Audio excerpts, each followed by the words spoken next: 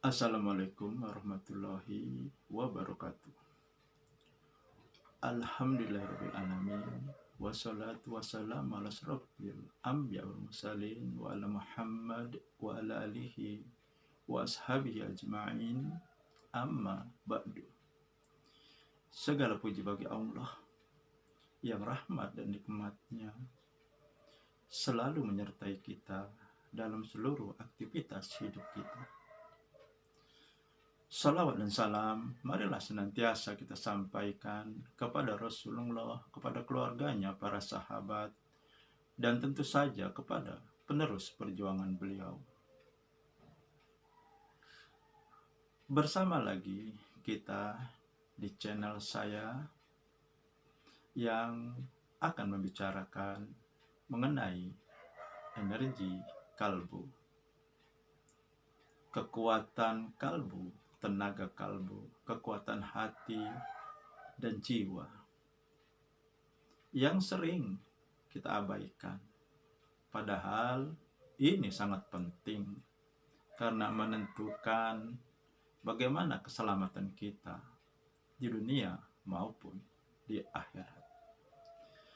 Sobat-sobat semua, sebelum saya melanjutkan apa yang ingin saya bicarakan pada pagi ini, tentu saja jangan lupa untuk mensubscribe channel saya, like dan komennya.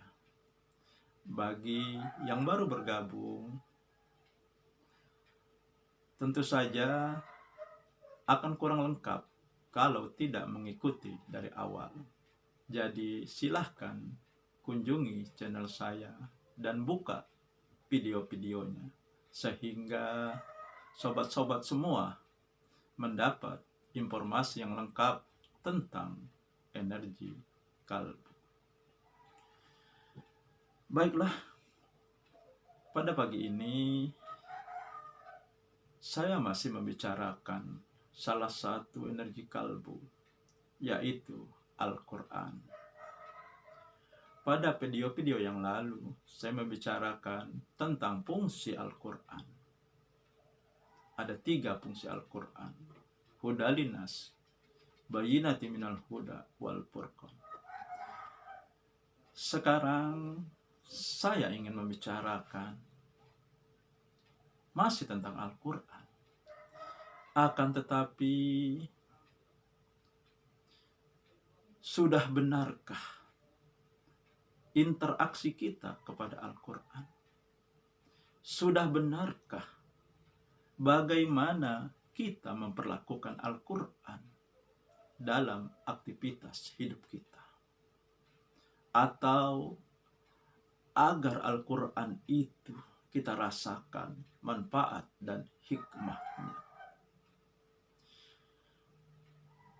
Di surat Al-Baqarah ayat 121,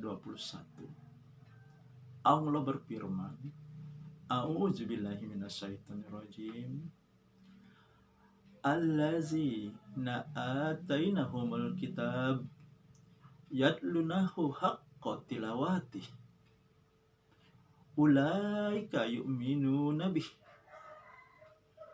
wa may yakfur bihi fa ulaika humul khasirun. Allah mengatakan, orang-orang yang aku beri kitab membacanya dengan benar, mereka itulah orang-orang yang mengimaninya. Barang siapa yang mengingkarinya, maka merekalah orang-orang yang merugi. Sobat-sobat semua, dalam firman tersebut Allah mengatakan bahwa orang yang beriman kepada Al-Quran adalah membacanya dengan benar. Apakah yang dimaksud membaca dengan benar? Menurut tafsir di Ibnu Katsir, membaca dengan benar adalah mematuhi apa yang dihalalkan dan yang diharamkan oleh Allah melalui Al-Quran. Membaca dengan benar, melakukan apa yang diperintah maupun dilarang oleh Allah. Maka ada 4 hal yang harus kita lakukan dalam berhubungan dengan Al-Quran, dalam berinteraksi dengan Al-Quran.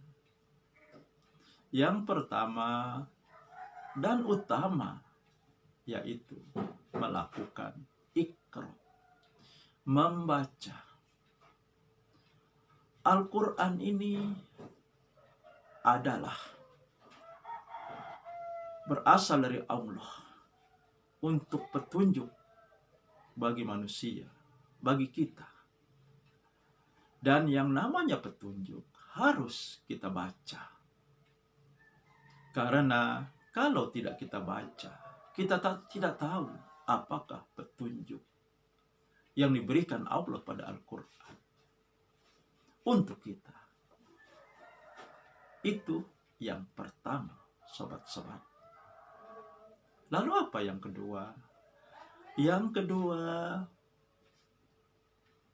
tadabur. Mentadaburi Al-Quran artinya memperhatikan isi Al-Quran. Apa yang dilarang oleh Allah? Apa yang diperintahkan? Bagaimana kita menjadi orang yang takwa? Dan seterusnya. Itu harus kita perhatikan. Kemudian yang ketiga adalah tafahum, memahami, membaca, memperhatikan, kemudian memahami apa yang kita baca.